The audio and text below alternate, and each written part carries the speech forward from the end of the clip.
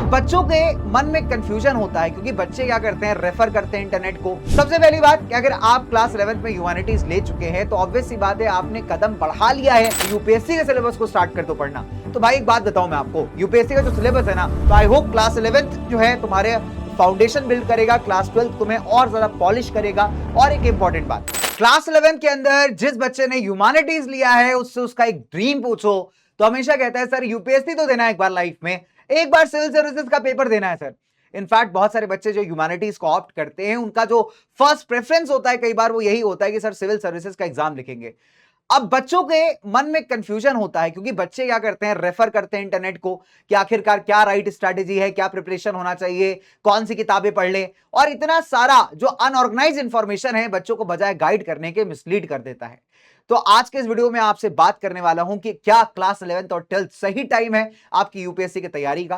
क्या अपने class 11th के साथ साथ अपनी यूपीएससी की तैयारी को क्या आप मैनेज कर सकते हो, क्या मिथ्स हैं इसके अराउंड, क्या राइट स्ट्रैटेजी है, क्या किताबें हैं, ये सारी बातों को हम डिस्कस करेंगे अगले 8 से 10 मिनट के अंदर। तो आइए स्टार्ट करते हैं।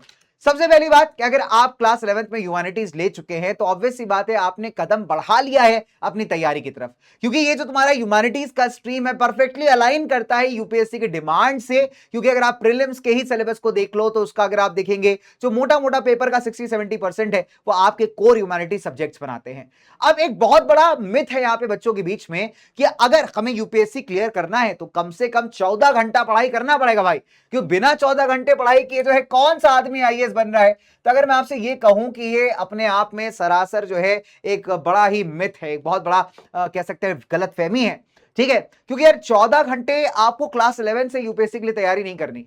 आपके जीवन से सिर्फ आपके 1.5 घंटे अगर आप डेली बेसिस पे निकाल सकते हो तो over the period of time 5 साल होते हैं आपके पास। अगर आप क्लास 11 से कैलकुलेट करें अपना फर्स्ट अटेम्प्ट देने के लिए तो आप आसानी से जो है काफी हद तक प्रिपेयर होके जाओगे, ठीक है। तो 14 घंटे को डिच करते हैं। दूसरी बात, लोगों को बताया जाता है कि स्कूल करिकुलम डिस्ट्रैक्शन है आपके लिए, स्कूल के सिलेबस को कम पढ़ो और यूपीएससी के सिलेबस को स्टार्ट कर दो पढ़ना।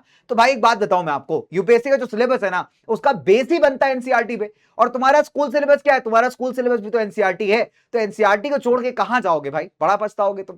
तो एनसीईआरटी को तो पकड़ के चलना ही चलना है। तो स्कूल सिलेबस आप ऐसा मान लो कि आपका फाउंडेशन बना रहे हैं भाई। इससे पहले कि तुम कोई स्टैंडर्ड बुक की तरफ जाओ सबसे इंपॉर्टेंट है कि अपनी एनसीईआरटी को एकदम चिपक के चलो, because NCERT is the real reality भाई, ठीक है। अपने लाइफ के 1 से 1.5 घंटे निकालने हैं आपको डेली बेसिस पे, अपने स्कूल के सिलेबस को यहां पे क्या करना है, चिपक के चलना है एकदम, और एनसीईआरटीज को जो है सबसे पहला प्रेफरेंस देते हुए चलना है। तो ये आपका फाउंडेशन बिल्ड करेगा। आई होप ये पहली मिथ आपकी बस्ट हो गई होगी। आइए दूसरी बात करते हैं। दूसरा है कि सर स्कूल एग्जाम्स को कितनी प्रायोरिटी मिलनी चाहिए। क्या 11th क्लास के अंदर मेरा टारगेट 99% का होना चाहिए कि 99% में नंबर लेकर के आ जाऊं? और इसके लिए मैं आपको आंसर दूंगा नहीं भाई, बिल्कुल नहीं। क्लास 11th आपकी कंसेप्ट बिल्डिंग क्लास है। यहां पे आपका जो फोकस है बहुत क्लियर है कि 90% मैं दूंगा सिर्फ कंसेप्ट अंडरस्टैंडिंग की तरफ, क्योंकि यूपीएससी में रट्टा लगा के पेपर नहीं निकाल पाओगे आप, ठीक है। अगर आपका ड्रीम है, आप सोच रहे हो सर रट लेंगे, क्योंकि सिलेबस इतना वास्ट है कि आप रट ही नहीं सकते, तो आपको यहां पे चीजों को रिलेट करना आना चाहिए, आपको यहां पे कंसेप्ट बिल्डिंग आनी चाहिए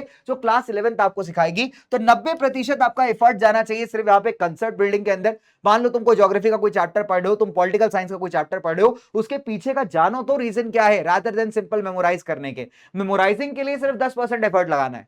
अगर तुम कंसेप्ट समझ गए, मेमोराइज करनी चीजें बहुत आसान हो जाएंगी, क्वेश्चन आंसर लिखना बहुत आसान हो जाएगा, वहां पे 10% एफर्ट लगेगा। तो 90% बात को समझना है, 10% आप कह लीजिए मेमोराइजिंग वाला पार्ट है, ठीक है।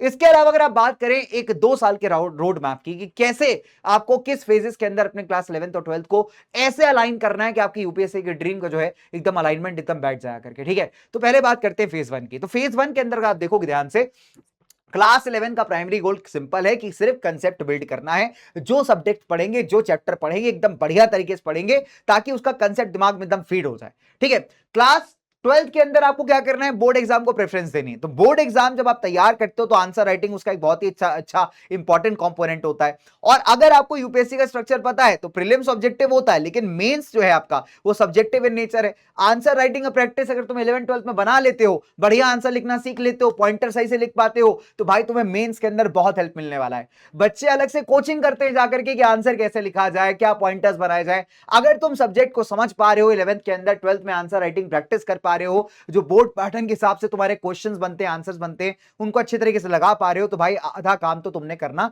स्टार्ट कर दिया। ठीक है, तो आई होप क्लास 11th जो है तुम्हारे फाउंडेशन बिल्ड करेगा, क्लास 12th तुम्हें और ज्यादा पॉलिश करेगा। और एक इंपॉर्टेंट बात, आपके जीवन में एक बहुत ही जो कि इंपॉर्टेंट हिस्सा होना चाहिए वो आपके न्यूज़पेपर्स का होना चाहिए। ठीक है, हम लोग क्या करते हैं, सुबह उठते हैं भाई, सुबह उठते हैं, हमारे पास सोशल मीडिया अकाउंट है, हमने इंस्टाग्राम खोला, फेसबुक खोला, हम उस पर अपना समय बर्बाद करने लगे। लेकिन जो एक एस्पिरेंट बच्चा होता है, जिसके दिमाग में एक ड्रीम होता है, जिसके मन में एक कहते हैं ना ठान लिया होता है कि यार मैं तो अपना ये ड्रीम अचीव करके रखूंगा, उसके लाइफ का साइकिल थोड़ा अलग चलता है। वो सुबह उठेगा, नाश्ता करेगा, चाय पिएगा, उस टाइम में न्यूज़पेपर पढ़ेगा। पहले के लोग आप देखिए कितना अवेयर हुआ करते थे। क्यों अवेयर हुआ करते थे? उसका रीजन था भाई उनके हैबिट्स। आप देखिए एक बार, वो सुबह उठ करके बढ़िया अपना चाय पीते थे, पढ़ते पढ़ते उन्होंने वहां पे जो है न्यूज़पेपर पढ़ लिया, आर्टिकल पता चल गया उनको, थोड़े बहुत थोड़ा जानकारी मिल गया उनको। तो ये आपको हैबिट बनाना है। आप ये सोचिए, नोट्स नहीं बनाने में यहां पे अभी।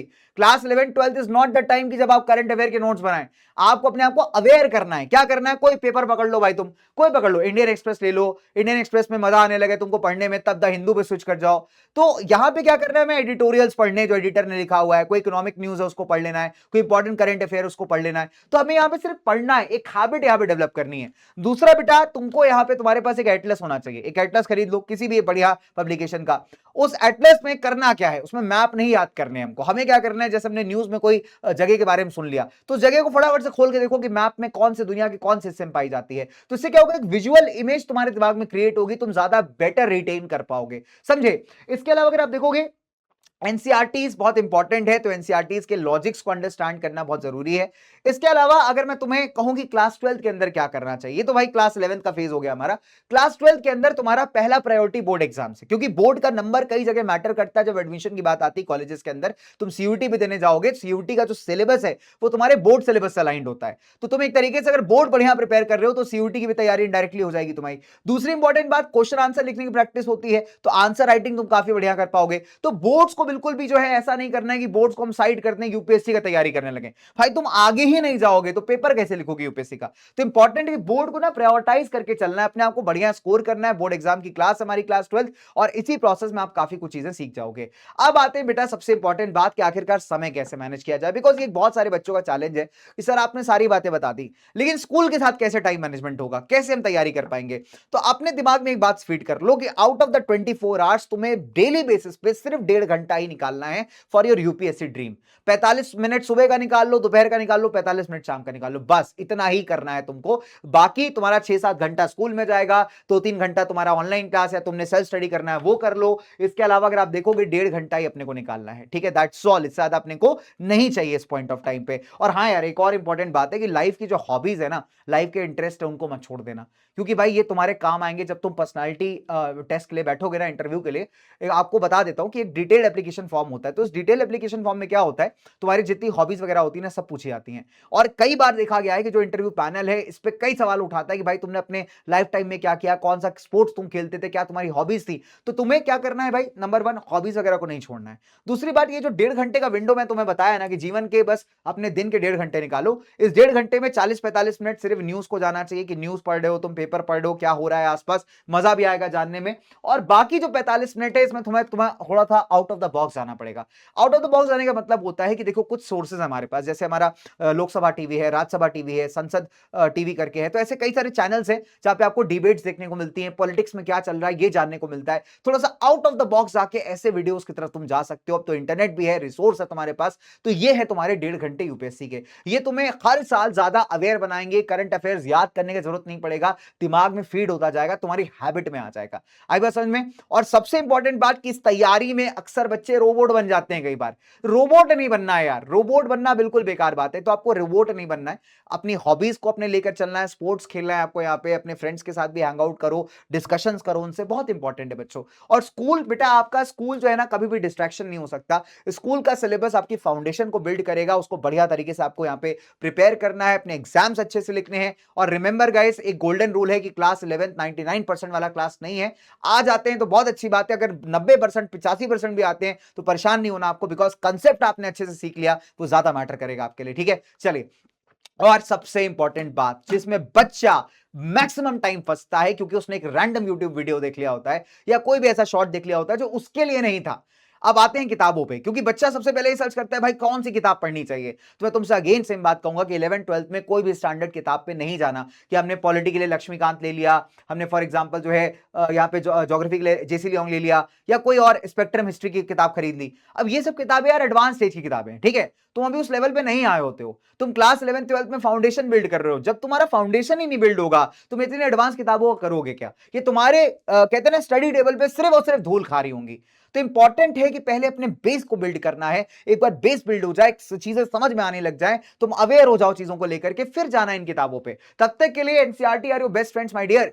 एनसीईआरटी से बेहतरीन दोस्त तुमको यहां पे नहीं मिलेगा। तो अपनी एनसीईआरटी को अपना दोस्त समझिए, बेस्ट फ्रेंड समझिए, अपने टीचर्स की क्लासेस को अटेंड करिए, बहुत इंपॉर्टेंट। जैसे हम लोग भी जब पढ़ाते हैं भाई, तो बच्चों को एकदम बताते हैं तो एनसीईआरटी ये बात कहना चाहती है, तो उस बात को आपको समझना है, उस लॉजिक को आपको पकड़ना है, दैट इज वेरी इंपॉर्टेंट, ठीक है।